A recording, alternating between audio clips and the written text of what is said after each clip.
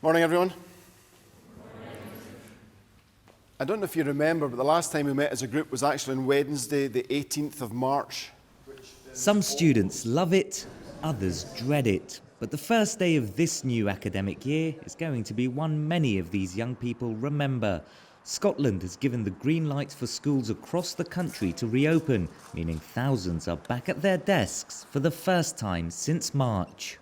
I'm so happy. It's been such a long 5 months. I'm really grateful to be back at school. It's a bit strange, having been off for like 5 months and then coming into a room full of so many people. It feels a bit surreal, but I'm really glad to be back. Yeah.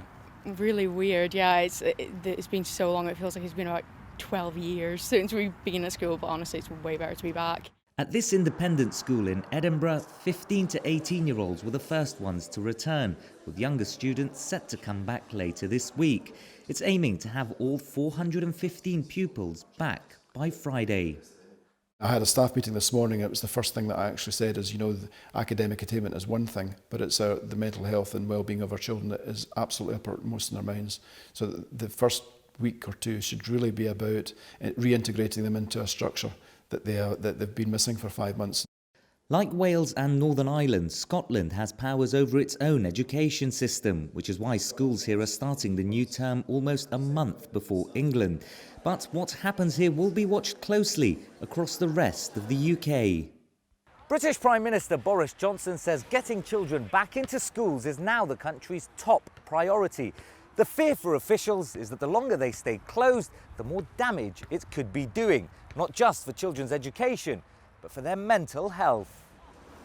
But there are risks linked to reopening. There's no requirements for students to wear face masks here in Scotland, and although social distancing is encouraged, it's not mandatory. Teaching unions say some of their members are worried about catching the virus, and there are wider concerns that unless there's a regular testing system in place, there could be trouble ahead. It's very easy to criticise what's happening, but we're all in a completely new world almost. All I can do is put my faith and trust into the politicians and the medics to make sure that test and trace system works appropriately. Almost 5 months after they were forced to stay at home, these young people are back in the most familiar of environments.